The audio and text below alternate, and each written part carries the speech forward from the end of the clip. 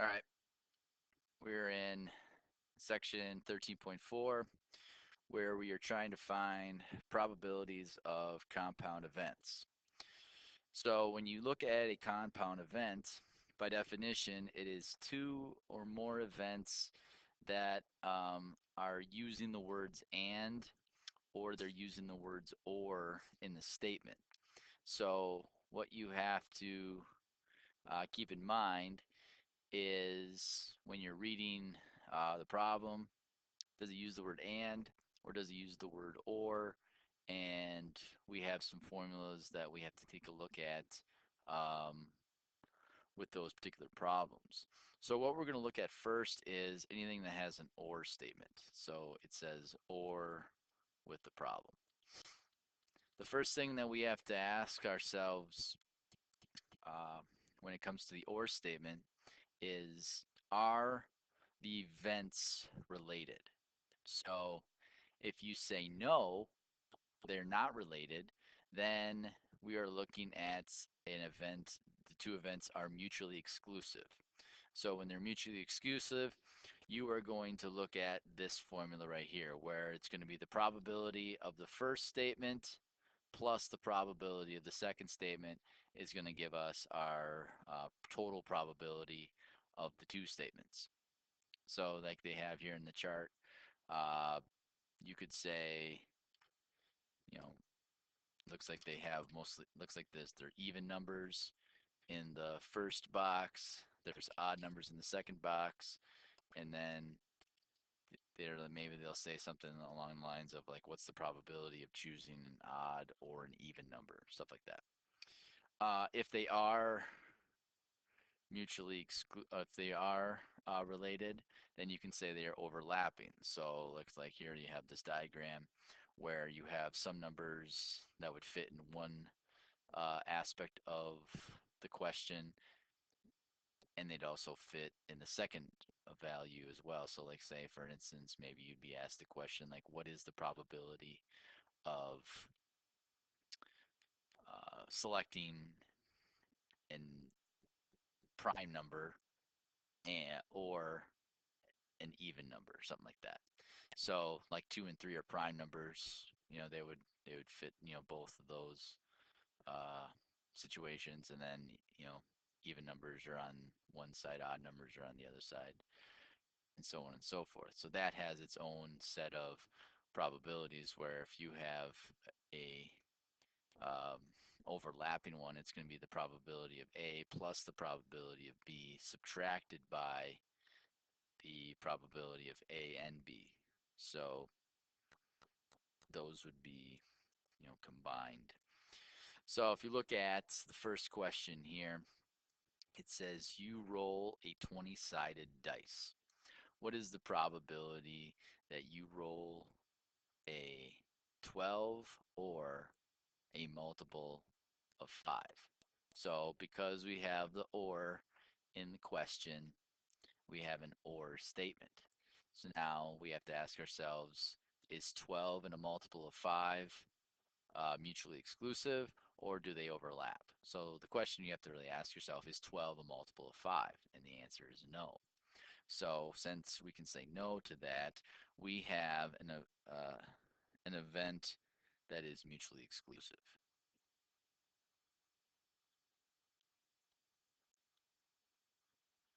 And since they're mutually exclusive, that means we can use the first uh,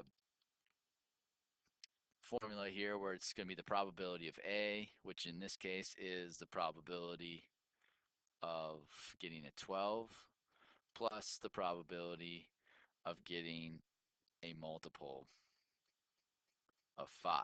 So 20-sided dice, we have uh, 20 possible outcomes in this particular instance. How many favorable outcomes do we have that it's going to roll a 12? Well, we just have one. So it's going to be 1 out of 20 chance of us rolling a 12 plus rolling a multiple of 5. So from a 20 sided, so we have what, 5, 10, 15, and 20 are all multiples of 5. So we have 4 favorable outcomes over 20. Add these together, we get 5 out of 20. And then in lowest terms, this would be 1 out of 4. So we have a 1 out of 4 chance of selecting a 12 or a multiple of 5. Next, they want us to take the same 20-sided dice. They want to know the probability of rolling an even number or a multiple of 3. So again, even number, multiple of 3. Are there even numbers that are multiple of 3? The answer is yes. So that means we have an overlapping event. So since they're overlapping, now we have to use this formula here. And so now we're going to take the probability of rolling an even number plus the probability of rolling a multiple of 3. And then it gets subtracted by, it says the probability of multiplying an even and a multiple of 3. So probability of landing on an even number, 20-sided, we have 10 favorable outcomes. So it's going to be 10 out of 20. Reduce it to 1/2, but I'm sure we're going to need this denominator at 20. So a multiple of 3, let's take a look. So 3, 6, 9, 12, 15, and 18. So we got 1, 2, 3, 4, 5. We got 6 favorable outcomes out of the possible 20. And then this gets subtracted by um, even numbers and multiples of 3. So if we look at that, all the ones that are even and multiples of 3 would be 1 favorable outcome, 2 favorable outcomes, 3 favorable outcomes. So we subtract that by 3 out of 20. So add these up. We'll add the addition first. 10 plus 6 is 16. So I got 16 out of 20 subtracted by 3 out of 20, which then gets us to 13 out of 20 total. So we have a 13 out of 20 chance of us either rolling an even number or a multiple of 3. Anytime now that we have an and statement, uh, very similar to the or statement, we have to ask ourselves 2 questions. One, are the events an independent event or are the events a dependent event? If you look at independent events, it says 2 events that have no effect on the occurrence of each other.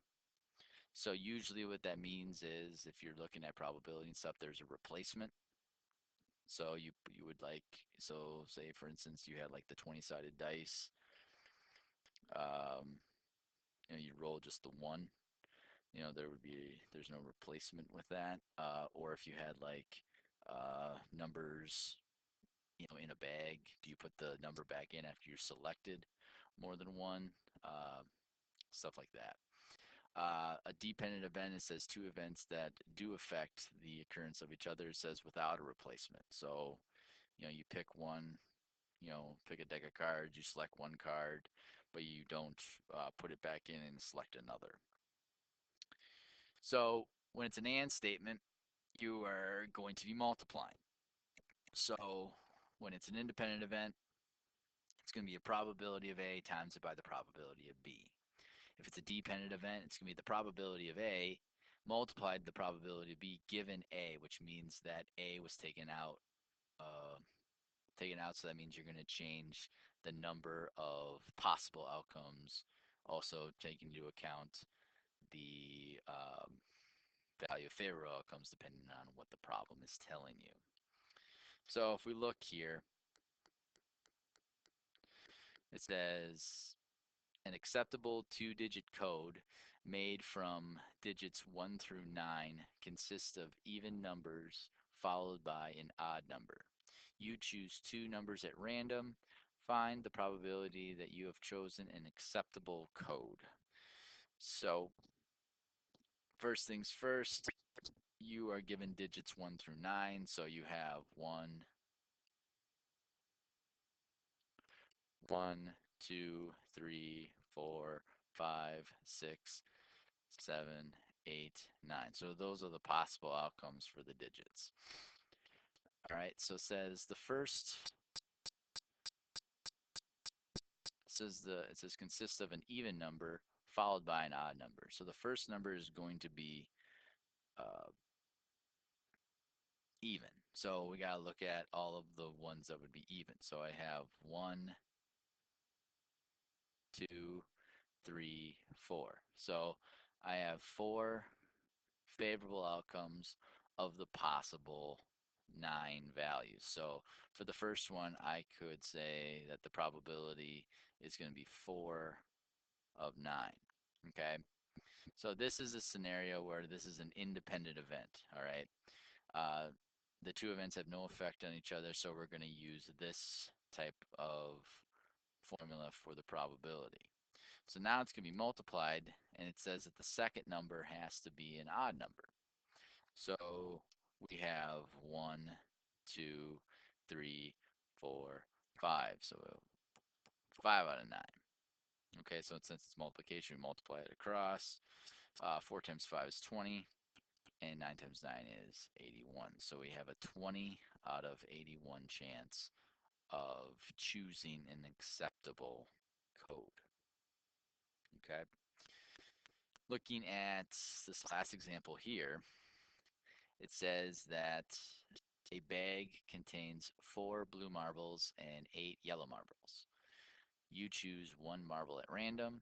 You do not replace it and then choose a second marble at random. What is the probability that the marbles are blue? So this is a dependent event because it's without replacement. I know it's without replacement because it says does not replace it.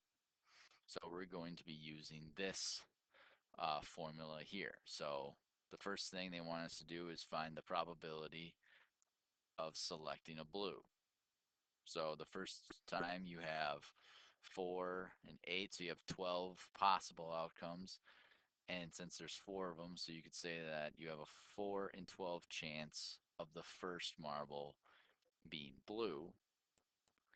And then you multiply it by the probability that the second one is blue, given you've taken 1 and that 1 happens to be blue. Because the question is, what is the probability that the marbles are blue? So you're selecting that both marbles would be blue. So that means that both the favorable outcomes and the total possible outcomes would be subtracted by 1 because you already selected 1. So now you have 3 marbles in the bag that are blue, and you have 11 marbles total. So you multiply this together. Um, this turns into a 1. This turns into a 3. These both cancel out to be 1 and 1. So 1 times 1 is 1. 1 times 11 is 11. So you have a 1 in 11 chance of selecting both marbles to be blue. And that is being able to find probability of compound events. Hope this helps. Until next time.